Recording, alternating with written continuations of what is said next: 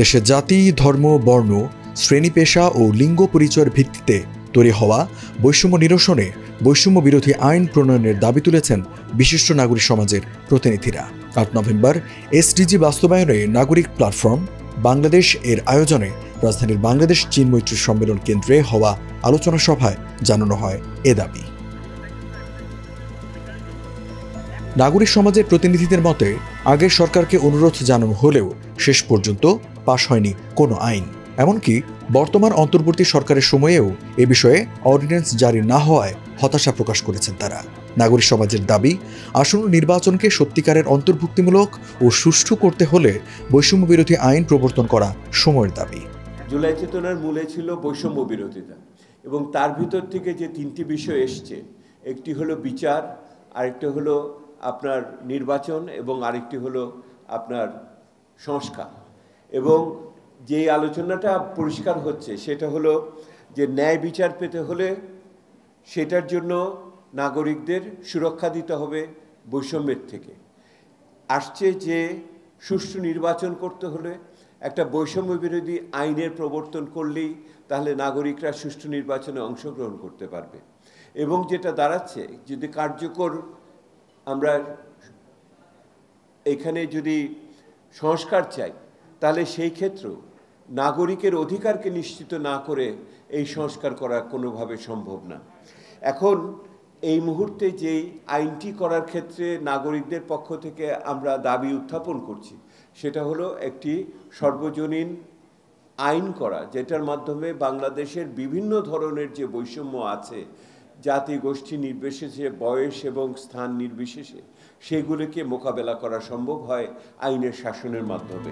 আলোচনার শুরুতেই মূল প্রবন্ধ উপস্থাপন করেন ব্যারিস্টার সারা হোসেন। এ সময় বৈষম্য বিরোধী আইন প্রণয়নে করণীয় সম্পর্কে জানান তিনি। দুটা ধাপ নিয়ে আমাদের ভাবতে হচ্ছে। নির্বাচন পূর্ববর্তী সময় আমরা কি করতে পারি, আর পূর্ববর্তী অবস্থা একটা হচ্ছে এই আইনের সংশোধন প্রস্তাব করা। সময় খুবই কম। এইটা শেষ করার সাথে সাথে জরুরি যে কাজটা, যে রাজনৈতিক দলগুলো থেকে তারা তাদের নির্বাচনী ইশতেহারে এই প্রতিশ্রুতি নিয়ে আসবেন কিনা যে এই আইনটি তারা অনুমোদন করবেন যদি তারা সরকার গঠন করেন, এবং সেই ক্ষেত্রে শুধু আইন প্রণয়ন না, আইনটা বাস্তবায়ন করার জন্য তারাও কাজ করবেন। নির্বাচনের পরে আমাদের কিসের জন্য প্রস্তুতি নিতে হবে? একটা হলো যে নির্বাচিত সরকার যারা আসবেন অবশ্যই তারা যাতে সংসদে এই আইনটা পেশ করেন এবং প্রণয়ন করেন। দ্বিতীয়ত, নাগরিক সংগঠনের সমন্বয়ে আমরা যাতে এখন যেভাবে আমরা একটা ইনফর্মালি একটা জোটের মাধ্যমে কাজ করছি, সেই জোটটা যাতে আমরা ধরে রাখতে পারি এবং সেটার মাধ্যমে আমরা কাজ করতে পারি। অর্ডিন্যান্স জারির মধ্য দিয়ে সরকার এই আইন প্রণয়ন করতে পারে বলে মন্তব্য করেন বিএনপি চেয়ারপারসনের উপদেষ্টা ও সুপ্রিম কোর্ট বার অ্যাসোসিয়েশনের সভাপতি ব্যারিস্টার মাহবুব উদ্দিন খোকন। পার্লামেন্টে নোটিশ দিতে অনেক সময় লাগে, প্রসিডিউরাল স্ট্যান্ডিং কমিটি যেতে হয়, পর্যালোচনা হয়, তারপর রিপোর্ট দিতে হয়। আর সেখানে অর্ডিন্যান্স করলে কিন্তু হয়ে যায়। পারবে না কেন? আমি মনে করি যদি বর্তমান সরকার আমাদের অত্যন্ত সদ্য জাতির নিকট একটা সদ্য ব্যক্তিত্ব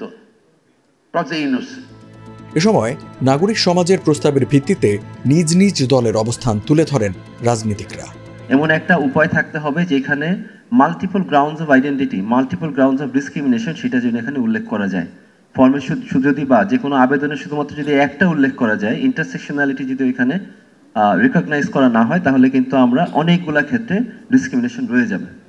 এখন এইটা ডিসক্রিমিনেশন দূর করার জন্য এবং পলিসি তৈরি করার জন্য একটা খুব গুরুত্বপূর্ণ বিষয় হচ্ছে ডিসএগ্রিগেটেড ডেটা প্রেজেন্ট করা। আপনি যদি এই ডিসএগ্রিগেটেড ডেটা আমরা যদি কালেক্ট না করি সবগুলা ক্ষেত্রে, তাহলে কিন্তু এই যে ডিসক্রিমিনেশন এটা ইনভিজিবল রয়ে যাবে। এই যে বৈষম্যটা তৈরি হচ্ছে, এই বৈষম্যটা আইনও লাগবে, আইন দিয়ে হলো এটাকে কিছু মানে যে মলমের মতো কাজ করবে, ঘায়ের উপরে মলমের মতো কাজ করবে। কিন্তু এই যে বৈষম্য, সমাজের অভ্যন্তরে যে বৈষম্য, সেই বৈষম্য শুধুমাত্র আইন দিয়ে নিরসন করা সম্ভব না।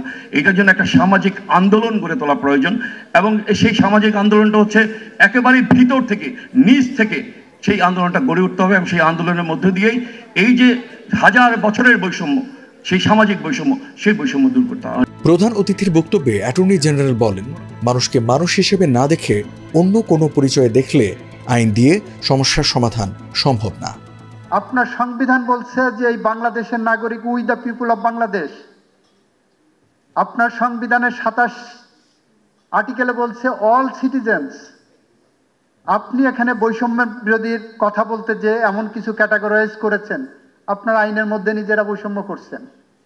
আপনার কথা একজন মানুষ রক্ত মাংসে জন্ম নেওয়ার সাথে সাথে সে আমার ভাই, সে আমার সন্তান, সে আমার প্রতিবেশী, সে বাংলাদেশের নাগরিক, সে একজন মানুষ, এই তত্ত্ব ধরে আগান। আমি কেন লিঙ্গ বৈষম্যর বিষয়ে এখানে ডেফিনেশন দেব?